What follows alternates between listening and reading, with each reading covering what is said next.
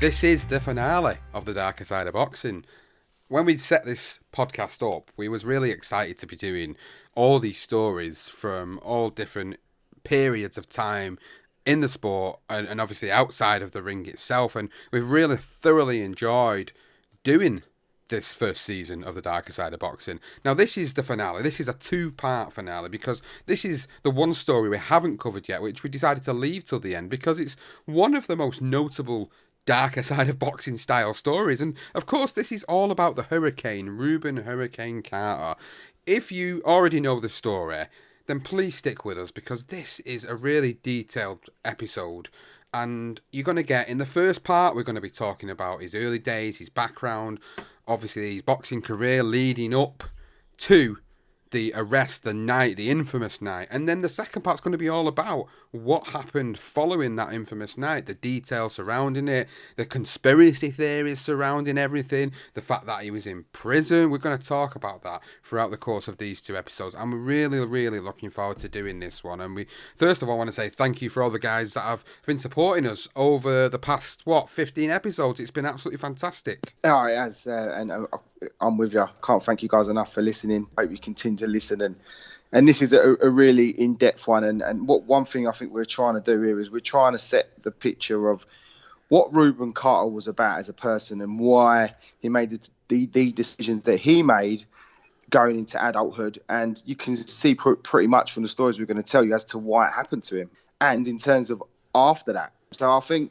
the one thing which we're keen to portray is Rubin Carter as a person as well as what he became. So the early Rubin and the after Rubin. There's two completely different sides of what he became, really. And I think we're keen to be able to explain that to most listeners because some of this information we didn't necessarily know. So it's great to really dig deep into this one.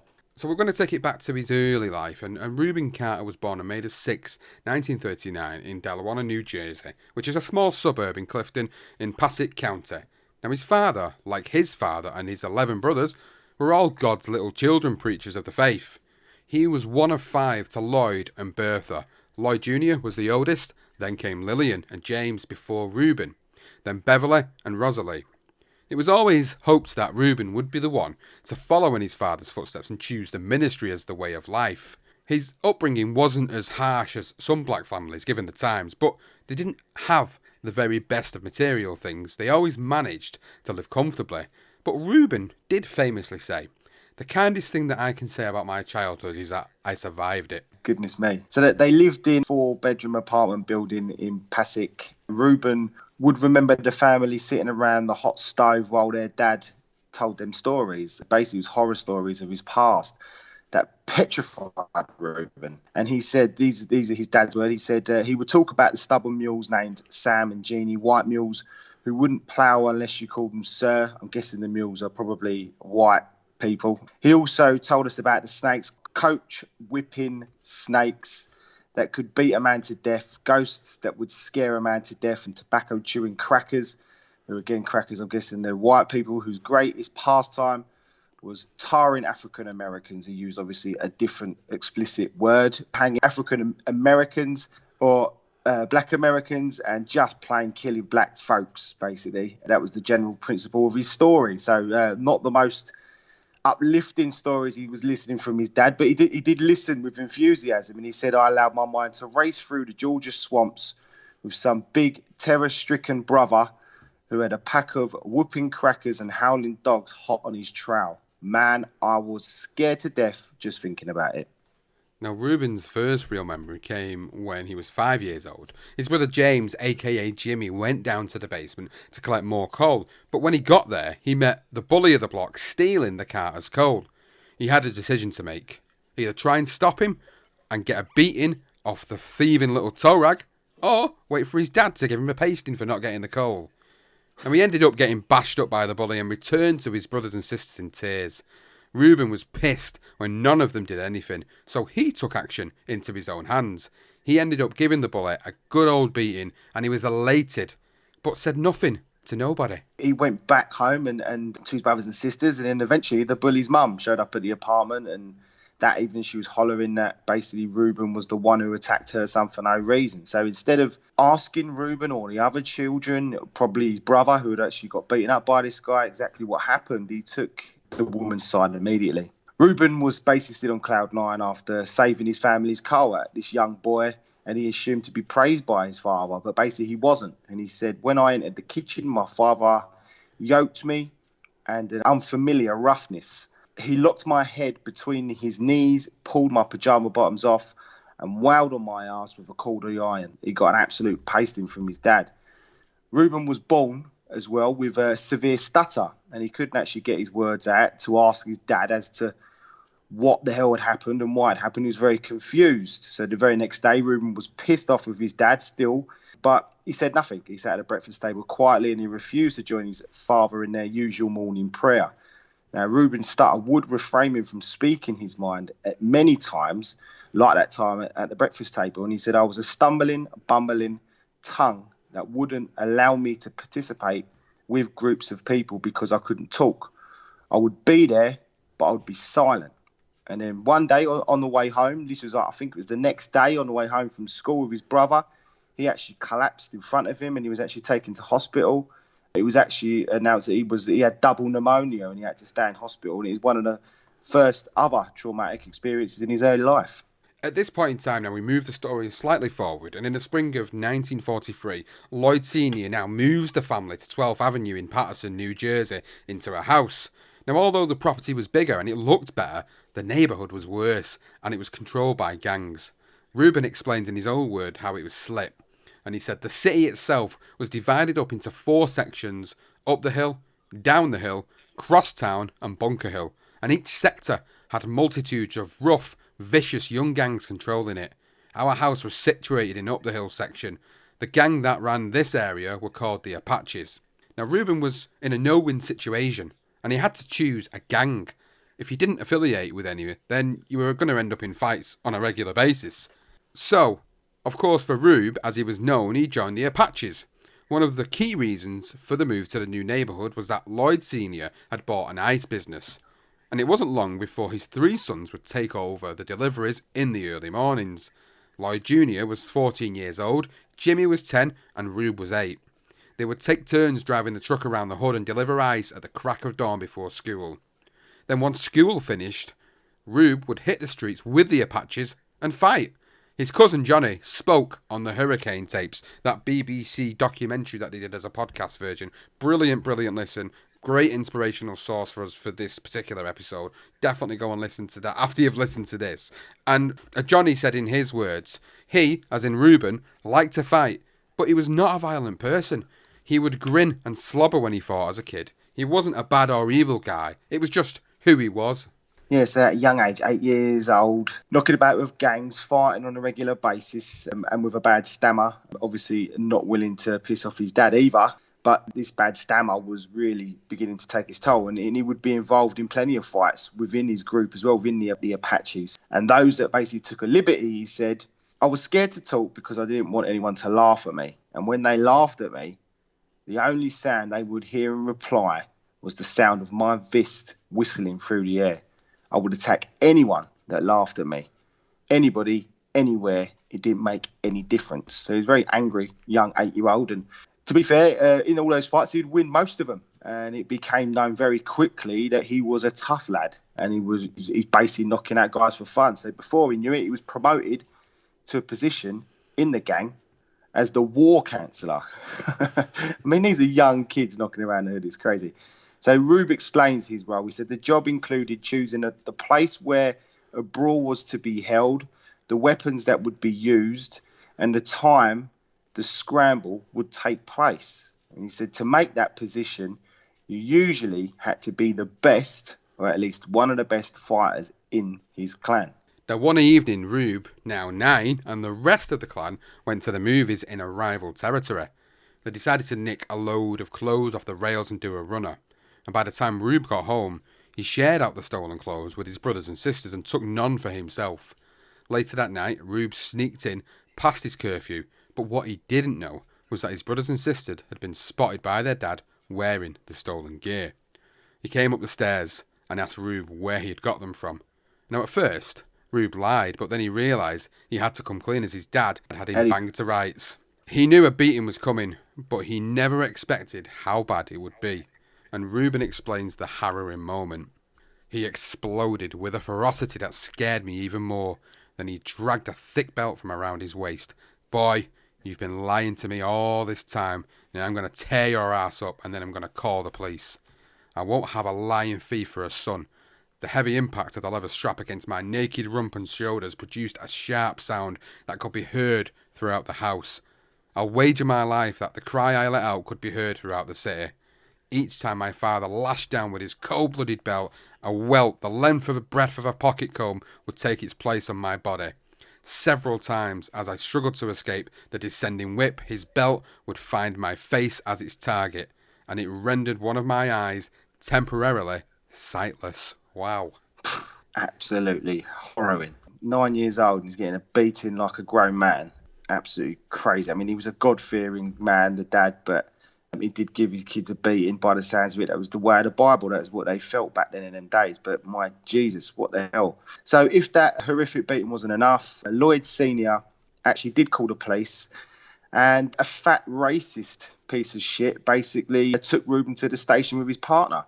Obviously, seeing them, if his dad's going to give him a pasting like that, you only know what's going to happen here. And so only 9 years old and not accompanied by his mother or his father. Literally, this 9-year-old boy, Rubin, was terrified. Rubin remembers the fat officer in particular having bad breath, and he said it smelled like wild ape shit. And this guy was abusively racist, very verbally abusively racist, and he beat Rubin to the ground of the interview room and held his foot on his head, around near his neck. Now, hoping that they would break Rubin down with violence, in hope that they turn on his gang mates, it actually had the opposite effect. And it was this very moment that in Rubin's book, the first book he wrote, that was released, I believe, in 1988, that Rubin turned his anger into hatred. And this is what he said. He said, I looked up at the fat man hovering above me now with a brand new weapon, hatred. I knew in my heart of hearts that I wasn't going to tell this motherfucker a goddamn thing.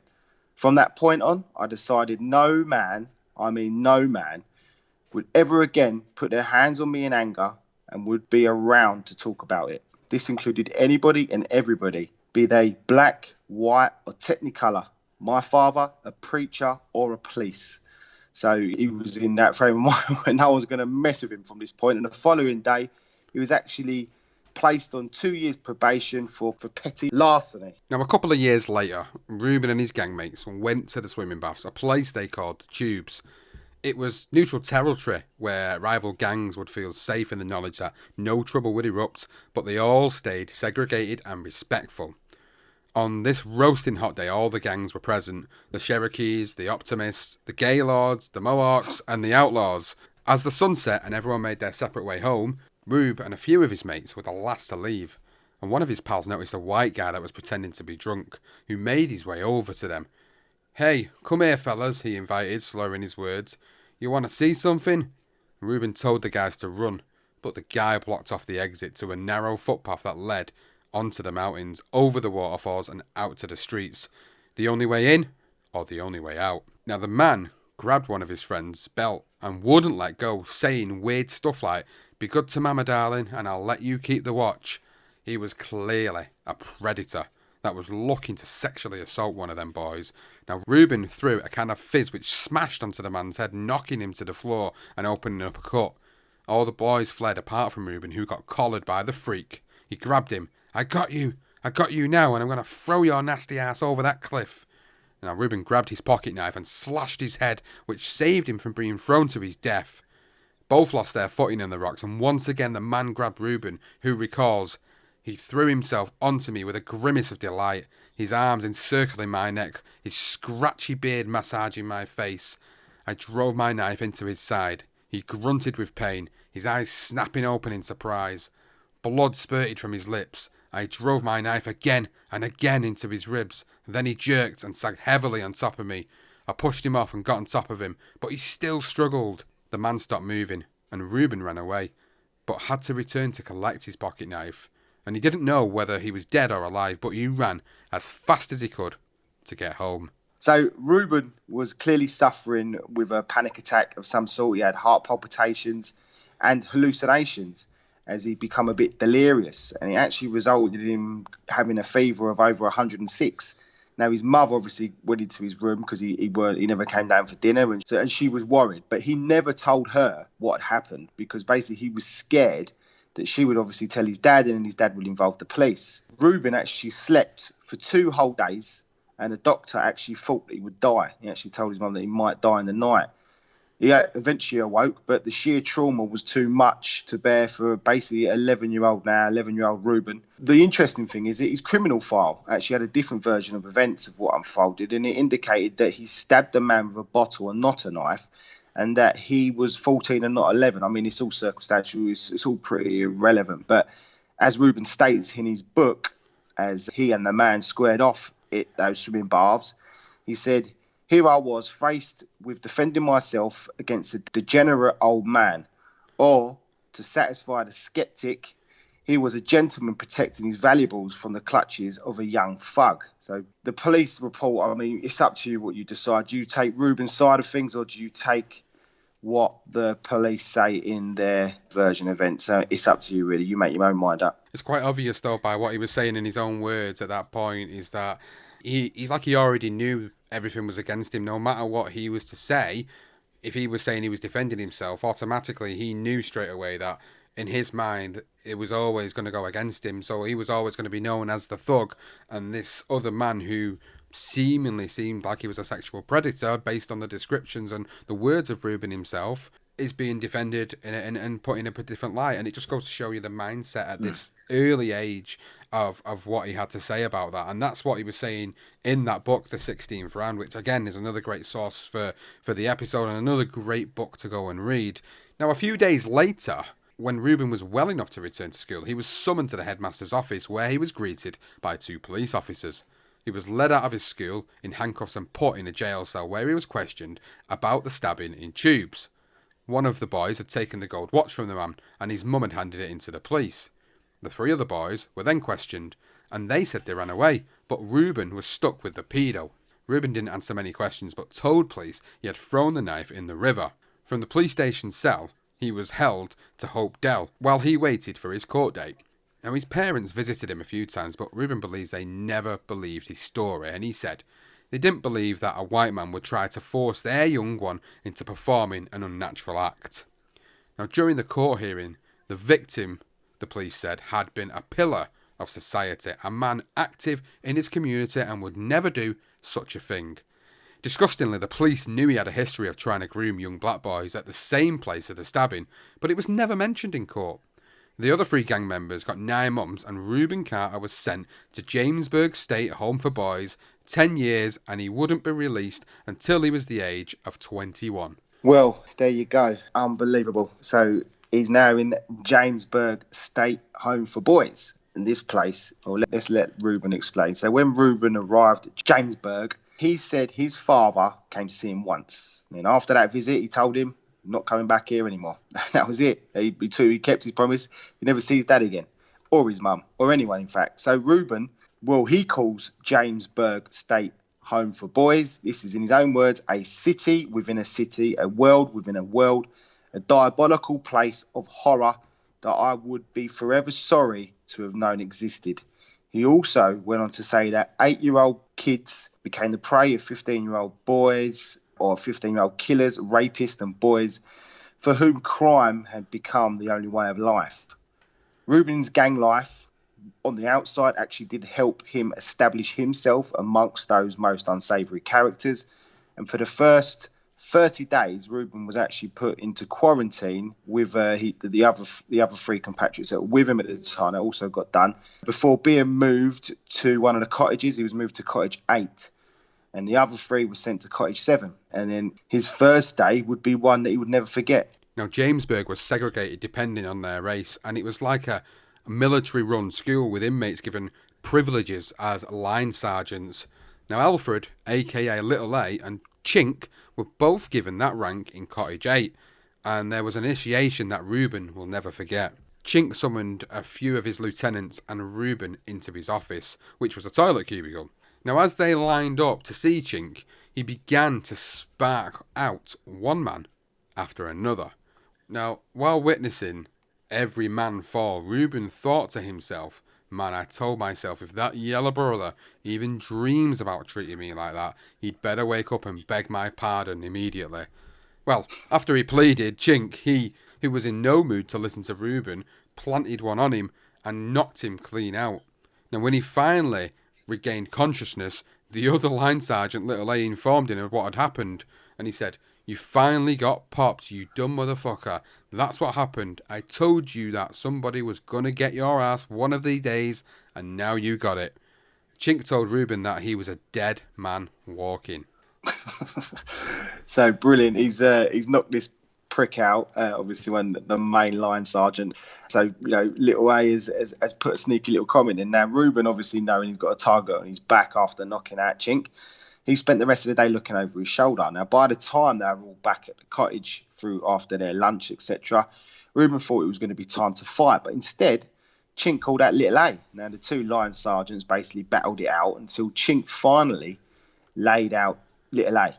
And his lieutenants, who the other guys in the room, they began to stamp on him, literally while he was on the floor. Rubin, obviously sitting there, decided that it was time for him to aid a new compatriot, Little A. He's going to help him out, and he began knocking out the other attackers. And before long, he was involved in an almighty battle alongside Little A and the rest of the Cottage 8. They were literally just having an absolute tear-up. Now, the guard who was actually meant to be keeping an eye on these kids actually legged it out to go and call for reinforcements after he heard the debacle. But Little A and Rubin did fight off those two guys. They somehow managed to acquire some baseball bats from one of the lockers. And basically right in the heat of battle, they all dispersed the cottage. And all that remained was Little A and Rubin. Now, thinking the worst of it was over, Little A told Rubin it was just the beginning, as the head whoopers, as they were known, would now make their way into the building. They, of course, were the police. When they arrived, Rubin and Little A stood their ground and actually kept them hostage in the basement of the building until the superintendent arrived to put a stop to the fighting. Now, after hearing all sides of the story, the superintendent told Rubin and Little A, there are three sides to every story. Your side, the officer's side, and my side, which, of course, is the right side. Now, speaking very frankly, I like your side best this time, and for that reason, I'm going to forget this incident. After Rubin knocked out a guy called Scony-on-Eye Jones, a 14-year-old that was locked up for killing his father, who had killed his mother and ended up getting the electric chair 7 years later, Cottage 8 actually settled down, and Rubin managed to get some sleep, only to be awoken by Little A, and they both bizarrely stayed up talking till the early morning with Scony-on and Chink. That was the end of Rubin's first day in Cottage 8, and Rubin would later admit, at the end of every day I found myself physically and mentally exhausted, but thankful that another day had passed, that I still remained alive, and that I hadn't had to kill someone for the privilege. And that's a crazy story. That's just all in one day as well. Like, you think it's over a course of maybe a couple of days, the story, but it's actually, this is all just happened in one day. Unreal, isn't it? His arrival at Cottage 8, which clearly wasn't a nice place. It was, all cottages were obviously segregated, so you had certain cottages that had all black guys and white guys in another, and the black guys seemed to get the brunt of the shit, basically. But, this guy Chink obviously kick-started the whole thing by lining these guys out and knocking them out, and as Rubin said, he's never going to allow another guy to put his hands on him again. So, brilliant. But the time does arrive when he does leave Jamesburg, but in unusual circumstances. So through the years, Rubin spent plenty of his time in the isolation building, was actually situated in the woods for fighting other inmates and defending himself against, as he put it, homosexuals who worked there in the guise of correctional officers. Clearly, some of the police officers were molested the children, and Rubin obviously was never going to be one to that to happen to. So after beating up another one of those guards, Rubin was actually sent to solitary confinement once again, but this time the superintendent, who came and saved the day after that madness on his first day, his name Mr. Moore, he gave him an incentive, and he told him to stay out of trouble. And in his words, he told him, if you can bring me 3 full months without any trouble, I will personally guarantee that you go home on the last of that 90 days. So Rubin, he accepted and he agreed and he did exactly what he was told. And when he arrived to get his release papers, Mr. Moore was not present. He was actually on holiday. Instead, there was another guy that he knew very well, Mr. Wallace, and he had been promoted as the superintendent officer.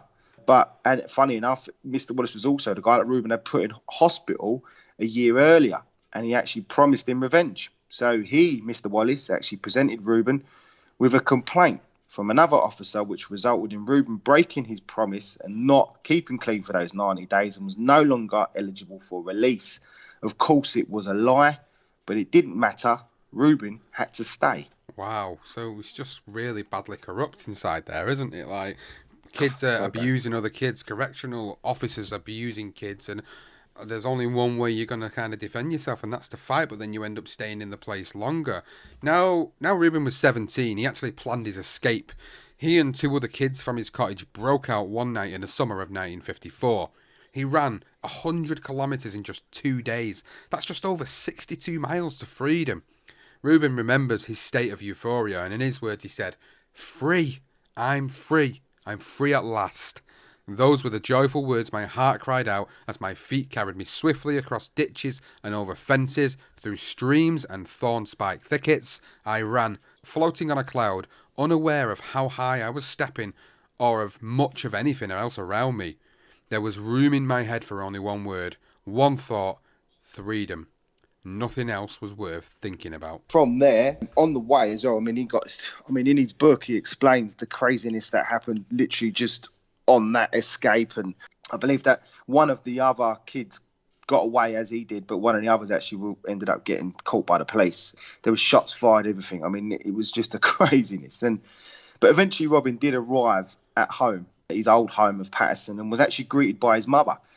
Now, all his family, apart from Lloyd Sr. and Lloyd Jr., who were actually fighting in Korea, were in the house. His mum gave him food and arranged for him to stay with a cousin in Philadelphia while he cleaned up. Now, after saying his goodbyes to his mum, who basically accepted him, and it was almost like the way he described it was like he just popped to the shop. She just came in open arms, gave him some food. She didn't ask no questions.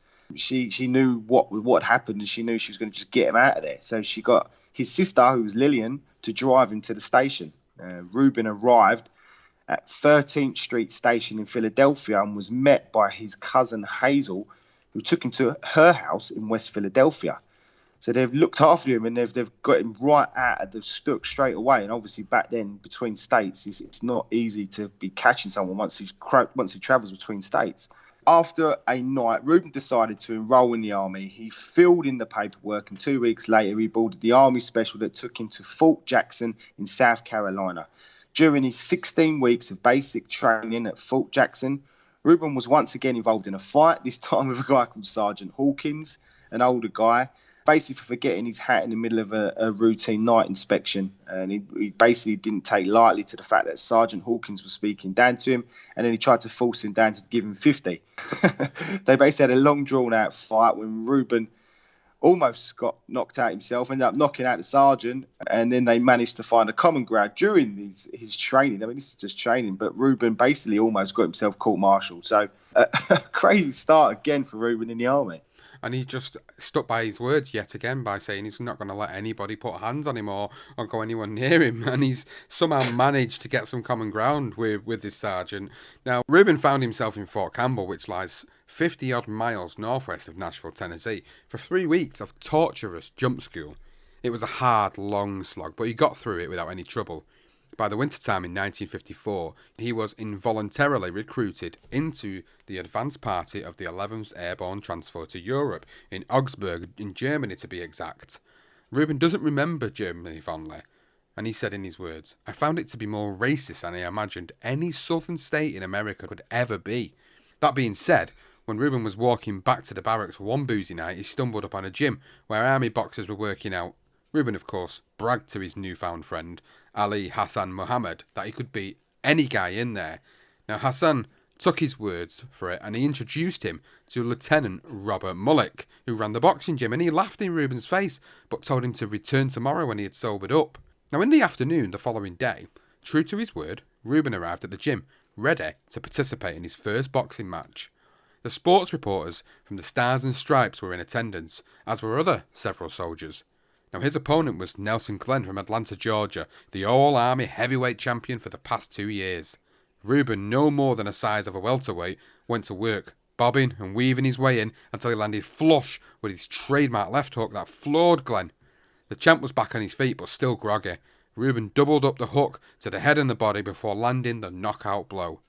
Rubin remembers this magical moment, and in his words he said, "It burst into pandemonium, and the spectators were up and standing in their seats, gasping with disbelief at the quivering champ still stretched out on the floor, knocked out cold." It was that moment that he finally realised that he was exactly where he should be, and he recalled, "It was at that moment in my life, after having searched in strife for so many years, that I finally knew exactly what I had been created for. Fighting." Brilliant story how he finally finds his love of boxing. Again, it don't last that long for a little while and then it comes back. So without hesitation, the next day, Lieutenant Mullick had pulled many governmental strings and Rubin was transferred to the Special Service Detachment and relieved of further military obligation. He moved in with the boxing team at the time, and it was in a nice accommodation with 24 other boxers. Now, during his time boxing over the 2 years, he was known as a quick knockout artist, winning the European Light Welterweight Championship and recording 51 bouts, 35 by knockout, and sustained only 5 losses. On top of that, Hassan, who was his friend, Hassan Ali, helped Rubin with his speech impediment, and he began to be able to speak freely. He said, "I had this beautiful feeling of being able to communicate at last. Big, wide, wonderful world full of my own sounds." Then Hassan, his close friend, who had helped him with his stammer, inspired Rubin. And Rubin, knowing the Holy Bible as in his childhood from his father, it was Hassan that basically inspired him to take up Islam. So he decided to, and he said, "What the hell? What harm could it possibly do if I checked out this Islam thing?" And then in June of 1956, he was shipped back to the States and discharged. Now, when Rubin returned home in Patterson at his family home, he was shocked by the state of his hometown, but was full of life. He brought a new Lincoln Continental. He got a job driving a tractor trailer from a paper company in the suburbs. He met a lot of girls, but finally settled down with one, Regina.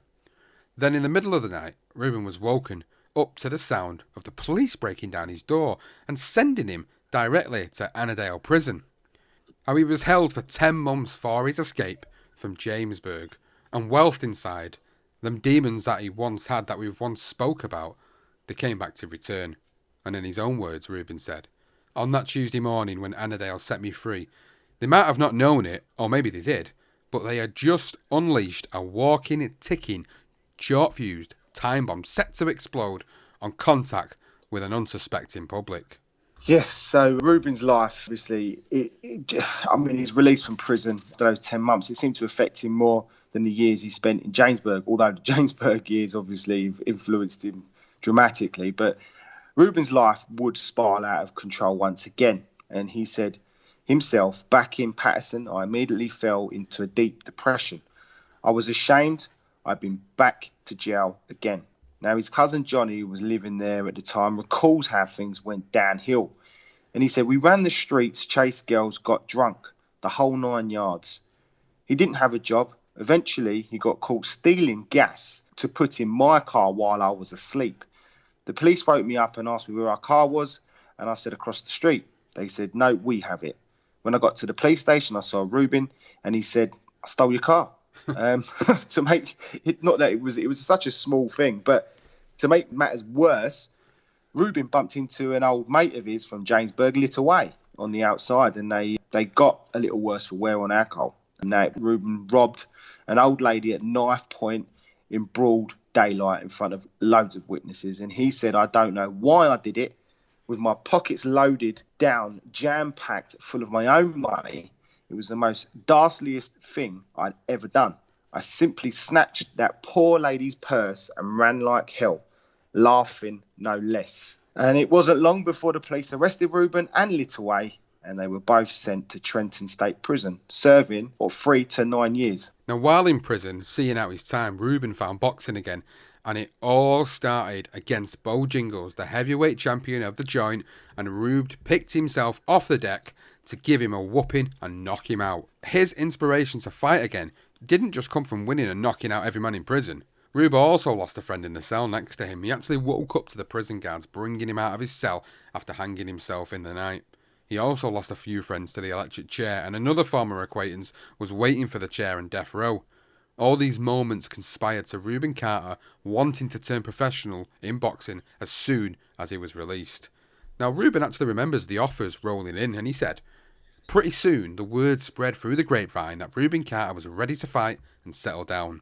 Offers started pouring in through the mails from Philadelphia, Chicago, New York and Los Angeles, and from fight managers all over the world. But it wasn't money he desired, it was freedom. So he wrote back to every possible manager informing them that he would sign for the first person to get him out of prison. Ironically, Rube chose his manager as a screw and former lightweight Billy or Bucky Leggett. Now, after 4 years and 2 months inside, Rubin was released on 21st of September 1961 at his suggested age of 25, although that varies with other sources as between 24 and 26. Now, he was greeted at the gate by Bucky Leggett, who got him an accommodation in Trenton to buddy up with another fighter, the welterweight Tommy Brown. So this was it. This was a turn of life again for Rubin. I mean, his first fight was the day after his release from Trenton Prison, and it was an unexpected fight. He and Bucky drove to the Navy Marine Corps Memorial in Maryland to watch a guy called Virgil Atkins fight Kenny Lane. Now, next thing, Rubin is being asked to step in a ring as a late replacement against a guy called Pike Reed, who was also making his debut, with the exception that he was going to be in, basically it was just a 4-rounder of experience for Pike. It wasn't quite how it turned out. So before the fight was agreed by the commissioner, and Carter eventually weighed in, they got him to jump on the scales. He weighed in at 156 pounds on the dot. And he said, when he was finally asked by Bucky, he said in his own words, "A fight? For me? What kind of foolishness is this man talking about? Here I am eating a hot dog and drinking mammy jammy sodas. Jesus Christ," he said. But his ego was too big for him not to take the fight. He loved to fight, as we've clearly seen and heard what we've said. And he was never one to back down from a fight. Now, he borrowed trunks from other fighters. He actually borrowed a Virgil Atkins cup protector. And as he said, a wad of toilet paper tucked in between my lips for a mouthpiece. Rubin fought hard and won by a split decision, and that basically ruffled Pike Reed's manager's feathers, and he was shouting and hollering about how he must be professional already, saying, "This son of a bitch is a 10-round fighter." But Rubin left those logistics to Bucky while waiting to get his $40 for the fight. It never came. $10 of that went to the commission, another $10 went to Bucky, and $20 in his pocket, plus another $10 for speaking to a reporter, who obviously printed some stuff, and this is where people began to realise who Rubin Carter was. Now, following his pro debut, Rubin trained hard. He kept out of trouble. He cleaned houses for money. So it was this time where he found it difficult to basically be spoken to like a bit of shit while he was cleaning the houses as well. That was one thing that really pissed him off. But he kept his head and sort of knuckled down, and he began to reap the benefits of good, honest work. And he had decent people around him, guys like Winnie Winfred, who was a sparring partner, and he had become friends with the family, and they were a lovely family by his accounts. And Tommy Brown, who was the guy he was living with, and his father actually had returned on the scene. He even actually helped Rubin when he was really down and struggling to pay for food and heating. And he came round and he sorted him out, and they seemed to have a relationship once again. Things are looking like they're taking a really good turn for Rubin Carter at this point, and by the end of the year, he'd fought 4 times and knocked out 2 before he had an immediate rematch with Herschel Jacobs, who was 9-3. It was a light heavyweight who he'd beaten in a 4-rounder to round off 1961. Rubin was beaten for the first time in his career by a 6-round decision. Now, although gutted that he had lost, Rubin was introduced to Carmen Tedeschi, Jimmy Colotto, a boxing promoter, and Duke Stefano, the assistant matchmaker of Madison Square Garden. Now, Bucky informed Rubin, "Champ, and this is Carmen Tedeschi, your new manager." This was a good move for Rubin, whose career began to flourish from this moment. He got his 10th knockout in 14 fights against Mel Collins and was now being identified as Rubin Hurricane Carter. He even settled down where he met May Thelma Bosket, who would later become his wife. Now, in his first televised fight on October the 27th, 1962, at Madison Square Garden against Florentino Fernandez, who was 31-5, Rubin was ferocious as ever, and he collected his 11th knockout in just the first round. Now 13-2, avenging his other loss with a second-round knockout of Ernest Burford, Rubin was shot into the limelight 2 months later. Back at Madison Square Garden against Holly Mims, who's 59, 23-6, a late replacement for Gameo Brennan. It almost actually ended in disaster when Mims floored Carter in the 4th round with a right to the chin, which sent Rubin down to one knee before he jumped up at the count of 1. In the end, Rubin fought on to win by unanimous decision in his first full 10-rounder. So the boxing career at this point, he's going really well from him. He's 13-2, he's had all these knockouts. People are starting to see how good he is. He's beaten well-experienced fighter. And it is starting to go the way that he wants it to go, and his life wants to go as well. Yeah, I mean, he's obviously got a girlfriend as well who's going to later become his wife. I mean, it is all going really well, and he's shooting up the rankings. He's got decent management behind him. And to begin 1963, Rubin outpointed the opponent he was actually supposed to have fought in his last fight, who was Gameo Brennan, who was 52-7-5. But he actually suffered his third defeat to Jose Gonzalez, who was 23-7-1. Now, the fight was actually stopped on cuts in the 6th round when Rubin was covered in claret. This is the only time he'd ever been stopped like this in his career, and he later said, "I got 16 stitches in one eye and 27 in the other." You can imagine how blood everywhere with that one. Now, although this defeat was a bitter pill to swallow, especially in his third televised TV appearance now, his new management got him his biggest fight to date. And once again, Madison Square Garden was the venue that held the mouth-watering bout between the legendary fighter and George Benton, who was 47-7-1. And this is the man who arguably is the first to make or create the shoulder roll popular. The fight was televised on ABC, and the Associated Press reported that the middleweight contender Rubin Hurricane Carter finished stronger Saturday night with an upset win, split 10-round decision over George Benton. Great performance for him against a good, hard-fought George Benton, fantastic, legendary fighter. And as you know, created the shoulder roll. This was a big, big moment for him. Now, boxing writer Mike Silver, who saw many of Rubin's fights, described Rubin as an extraordinarily strong fighter. You just look at his body. It looks like an autonomy chart. It's muscles on top of muscles. He was an amazing physical specimen. Quite funny. Now, 2 more fights followed, a unanimous decision over Farid Salim, 38-4-3, and a split decision loss to Irish Joey Archer, who was 36-1. Even with that defeat, Rubin remained as the number 2 contender in the middleweight division, where he closed the year to fight Emil Griffith, 38-4. With another new trainer in Charlie Goldman, the former Rocky Marciano trainer in his corner, Rubin said, "No welterweight has any business in the ring with me." He was right, as he produced a stunning performance and knocked out the current welterweight champion Emil Griffith in the first round. The Associated Press wrote about that fight, and they said Carter floored Griffith with a vicious left hook shortly after the two fighters had broken from a clinch. Carter moved in swiftly and raked the champion with a series of left hooks and rights to the head, sending him into the canvas for the second time. Griffith once again managed to get to his feet, but the referee McTurnan ruled he was unable to continue and awarded the fight to Carter. Fantastic win for him. Biggest win of his career against the legendary Emil Griffith. Absolutely stunning performance. And he said his frame of mind on that night was bang on boxing. He was in a good place. He was happy again. And I think the results are pretty clear to see. Although Griffith was, Emil was, he was a welterweight, but still, it's still a massive win to just get rid of him in one round. And it is on YouTube. You can have a look at it for the boxing fans in a way. So next up for Rubin was another big name. Many wouldn't necessarily remember as a middleweight, but that name was Jimmy Ellis, who was 14-2. Now, Jimmy Ellis would later become the WBA's heavyweight champion of the world, and he was actually the chief sparring partner of a certain Muhammad Ali, who had 3 days earlier defeated Sonny Liston for that world heavyweight title. Now, interestingly, Rubin actually sparred with Sonny Liston because he was unable to find any middleweights around at this time that could actually test him. Now, Rubin said, "Sonny and I ended up sparring. We used to have wars in the gym. I would be whacking him, but in order for him to keep me off of him, he'd whack me back. When we finished the sparring, my headgear was full of blood. He hit me so hard, I actually had blood coming out of my ear. Unreal. You could just imagine them two spar. Now, Ron Lipton, he was the one guy that was strong enough to spar Rubin, and he said he basically explained what it was like to be hit by Rubin Carter, and he said it felt like he was being paralysed. So he said some guys would whack you out cold. Rubin would paralyse you with a punch.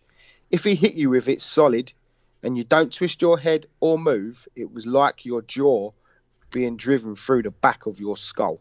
Oh my God.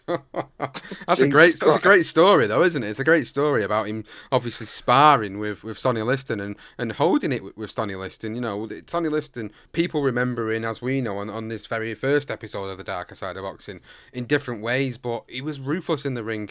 He was very ruthless in the ring, and for a middleweight in Rubin Carter to be sparring with him and testing him just goes to show you how hard of a bastard Rubin Carter was. So let's go back to the Ellis fight, and Rubin remembers in his own words, Ali was working in Ellis's corner against me, trying to make it a dual victory for the Kentuckians over the Bears. Now he called Sonny the Big Bear and me the Little Bear because I'd never missed the opportunity to tell him about his loudmouth self. In the end, Rubin won the fight on points, and he said, Jimmy Ellis wasn't man enough to do the job. He didn't come to fight. He only came to stay on his feet for 10 rounds. So I chased him all night for a 10-round decision. Once again, Mike Silver explains how Rubin was perceived. Rubin Carter was like the dark villain you would see in a horror movie, and he played up to that image. The publicity for Rubin Carter was played up that he was the former convict, and the promoters wanted that mentioned. Prison must have just turned him into an animal or something. He had the persona of a guy that was angry. Now in 1964, he married May and had a baby girl, Theodora, and was voted by the Sports Writers Association of New Jersey as the Fighter of the Year. Mr. and Mrs. Carter even took part on an interview with the Herald News of Passaic, so it was ending a really good year for him, really, with 1964. Yeah, it really was. It seemed to be going really well for the Carters. And Rubin seemed to finally find his way in life. But that would soon change, of course. And after this, when Rubin split with his manager Tedeschi, after the Inland Revenue told him that he owed $90,000 in back taxes. And to add insult to injury, Rubin's license was actually suspended. Now, following the hearing, Rubin's boxing license was eventually reinstated, and he was a free agent, which he was really happy about. And the press actually sided with Tedeschi, who continued to basically try and tarnish his name. And Rubin recalls that Tedeschi had said that I was hooked up with the mafia, with a manager and managed by a member of the family, which was Bayoni Joe Zicali, one of the mafia figures. It was all a load of bullshit, basically. But Rubin's reputation was already in tatters before it took an even almighty blow when he spoke to a reporter following or during or just after the Harlem Fruit riots. Now, the Saturday Evening Post published one statement that spelled doom for Rubin, and this is what it read. It said, during last summer's Harlem riots that followed the Fruit riot, for instance, he wrote, as in Carter suggested in jest to Elwood Tuck, his closest friend, let's get our guns and go up there and get us some of those cops. I know I can get 4 or 5 before they get me. How many can you get? Oh my God, this is like, we know now that this is where things start to take a turn. The perception of him is this pantomime villain, but now people are going to start to think this guy is a real villain with these types of quotes being taken out of context. Now, the first time Rubin became aware of the article was when he received a call from a certain Sugar Ray Robinson who told him about it, and Ray said, man, what are you trying to do? Get yourself killed or something? Have you got any idea what this article is saying? Now, when Rubin explained that he hadn't seen the article, Ray told him straight that he shouldn't have said it, because as Ray explained, your arse is in the fire now. After Ray read the article down the phone to Rubin, he said, that's a goddamn lie. I was talking about defence, not attacking those goddamn people. That man just used what he wanted and disregarded the rest. But thanks, Sugar. I'll get back to you later, man. I've got to try and stop this thing before it goes too far. Now, many of Rubin's respected associates, even police officers, were saying the same story. The law was out to pin the Hurricane's black ass to the wall. Rubin's statement didn't just rub the police up the wrong way, it angered the black community. His words put a target on their backs and made their lives harder than it already was. Now, Rubin understood their opinion as, I did understand black people's phobia concerning the law.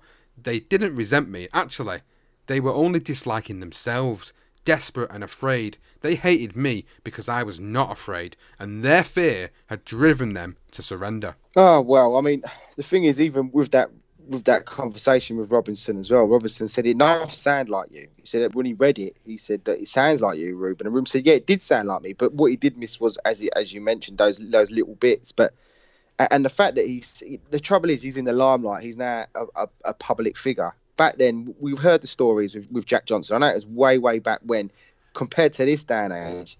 But when you're in that sort of limelight, the last thing you want to be doing is bringing attention to the black community at the time, who are all going through some real struggles. And that's what we're going to go into right now. And by July 1964, Rubin had actually managed to eventually get a middleweight title shot signed. And at the same time as the Civil Rights Act, which was to be signed into law by President Johnson. Now, the coming days led to a series of racially motivated riots in New York, Philadelphia, Chicago, and Jersey City. Now, the police brutality was quite simply horrific. It was sickening to think that just what happened just 56 years ago. And you think with Black Lives Matter at the moment, for anyone that doesn't understand it, go and pick up Rubin Carter's book and just have a read. You'll get a good inkling of what it was like in that day. And 19 people were shot that day and 116 got injured. The second day saw more rioting, and Jimmy Powell, the 15-year-old who was actually killed by a policeman, who was James Farmer. And then on August 4th, 1964, the mutilated bodies of Charles Cheney, Andrew Goodman, and Michael Schwerner, 3 young civil rights workers, were unearthed by the FBI from a farm pool near Philadelphia, Mississippi. Now, a sheriff and his deputy and 19 others were indicted for violating the civil rights, and some got sentenced to just 3 years in prison, while others were acquitted. I mean, this is just a sign of what the crap that these people were. It's just crazy. Now, with these race wars all over the country and Rubin being labelled a big mouth wannabe cop beater, he became an easy target for the police. And it was probably around this time that Rubin actually acquired himself a licensed gun so he could defend himself. And it was known that during fight camps that Rubin would often practice his shooting. Some real bad times. And I mean, you just need to just go into Wikipedia to read up about it to know just how bad it was. And that's the thing, as white people, we're never going to know what that sort of struggle was like because we wasn't born into it in any period of time, and even now, like you talked about the Black Lives Matters, and none of us will really truly understand it because we've not had to fight for everything. I mean, some of us have had to work really hard and graft really hard, don't get me wrong, but we've not had to fight for things because of our race, because of the colour of our skin. So them types of horrific acts that were going on, it seems a lifetime ago, 56 years, but really, in you look at history, it's not a long time ago. It really isn't, and for that sort of stuff to be going on, poor Rubin obviously felt that angry that he needed to get himself a gun and practice with a gun because he obviously felt like someone was going to come at him at some point. Now, one night, his car broke down, so he flagged down an oncoming police car for assistance. After they tried to start the car, the officer recognised it was Rubin and said he would drive him to a call for a tow for his car. But instead, the officer took Rubin to a cell and charged him, indicating that he fit the description of a man who was wanted for burglary. Now, he was eventually released after being held for 4 hours, and there was another incident that also involved a friend who was being detained by police and being threatened, so Rubin jumped in as the peacemaker for a change. Police then later turned on Rubin. They issued a manhunt to capture him after he apparently assaulted an officer.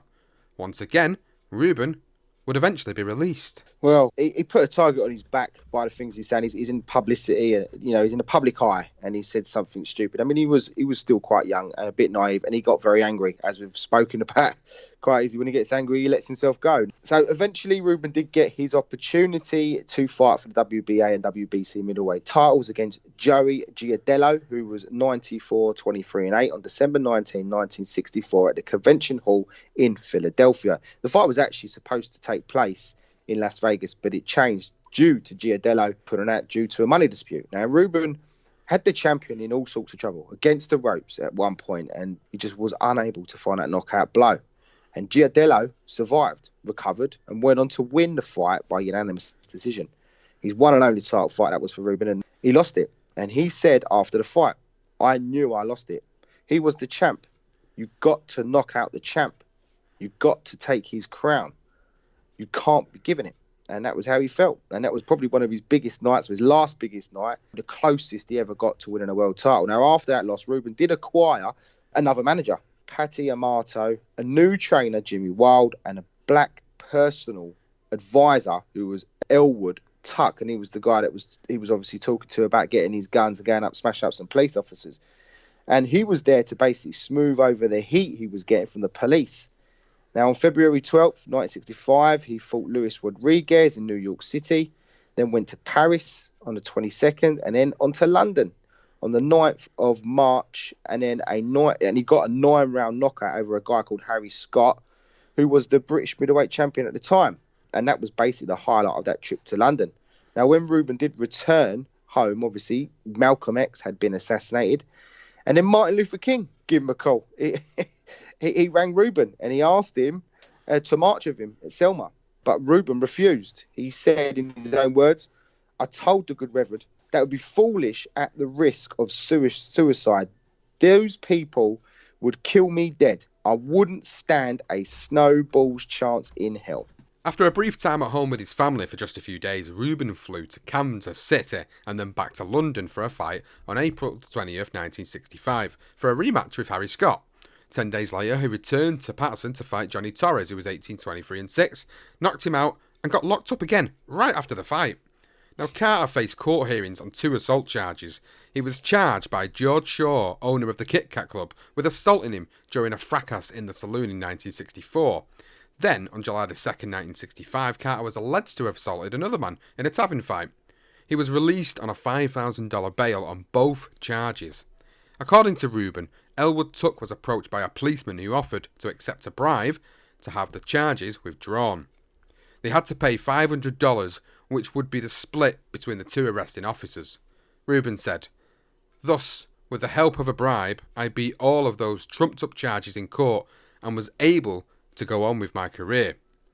Now, the next opponent for Rubin was against the legendary Dick Tiger, who was 50, 16 and 3. A win would catapult Rubin back into the title contention, but he actually lost on a one-sided fight. And he said about that fight, "Dick Tiger beat the shit out of me in the ring, knocked me down 3 times for the worst whooping I ever had in my life. But in my heart, it hurt me even more because I felt that he couldn't really beat me." I think he probably had his mind elsewhere, to be fair. I don't think he underestimated Dick. He just got himself a right old pasting, unfortunately. So not long after the Tiger fight, Rubin flew back to Akron, Ohio, and he knocked out Fate Davis, who was 22-1-1 in the first round. He then went to California to fight Luis Rodriguez, who was 63-4 by now. This is their rematch. He lost that one on points. Now, it was after this fight that the Watts riots began. And that was a 5-day riot that destroyed $40 million worth of community's property, and 34 people died, and there were 1,032 reported injuries. And Rubin said, after that, I needed a rest. So I went to South Africa. South Africa, no less. I mean, that's crazy.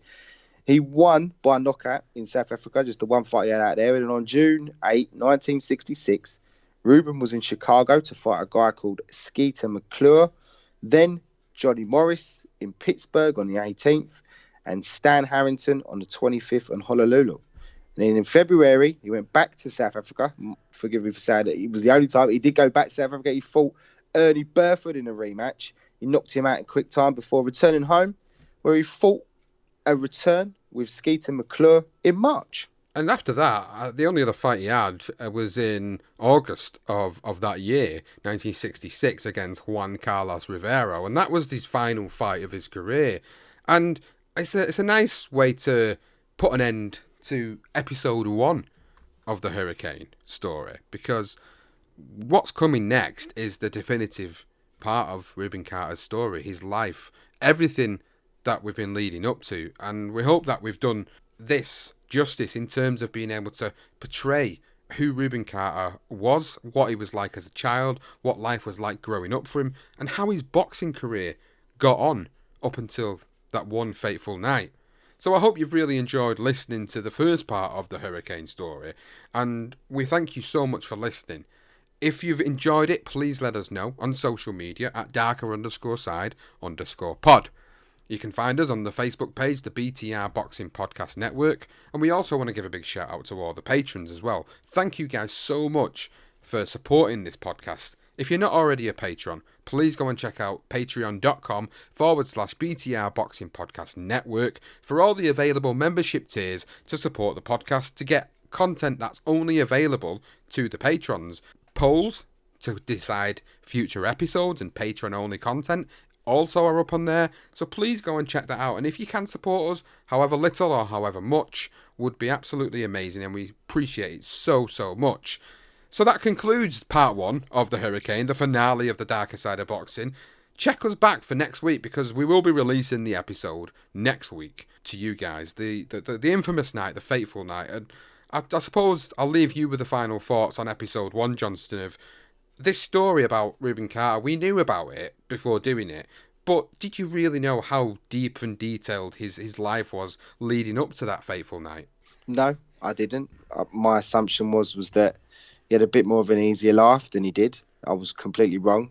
And, you know, just thinking those times when he went to Jamesburg and how that changed him as a person, and that one fateful night where he gets arrested because his father calls the old bill on him and he gets a pounding, and he decides from that moment, anyone puts their hands on me, I'm going to put my hands on them first. And I think that's pretty clear as we've gone on in his story. And he didn't hold back. No one gave a shit what Rubin Carter was saying when he was in Jamesburg. And then all of a sudden when he's in the limelight, people cared. And I think that was difficult for him to work out. So you've got to give him a buy for that.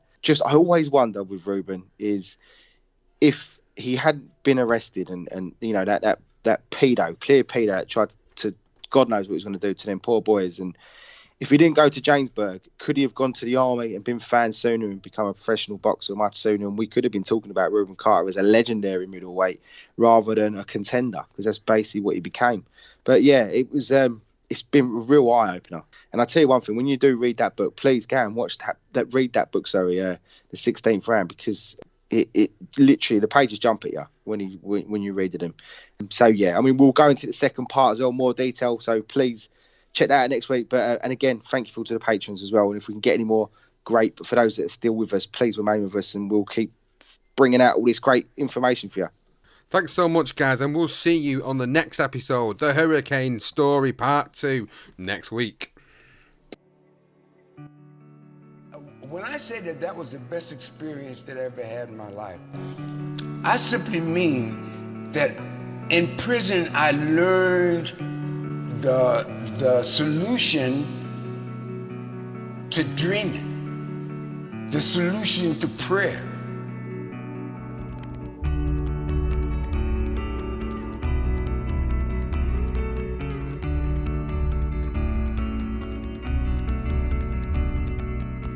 And this is what young people need to understand. This planet Earth is a paradise, a fantasy island.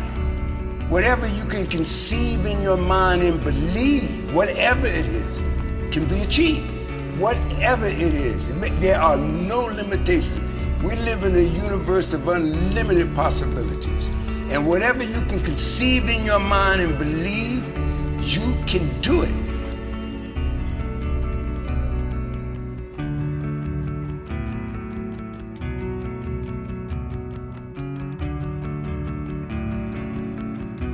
When people ask me the name of the fighter that gave me the most problems in my life, it was Rubin Hurricane Carter, the old Rubin Hurricane Carter, and I knocked him out in the 16th round. But that mechanical monster is anything but dead. He really wants a rematch, and I have to stay awake or it'll be me looking up from the canvas.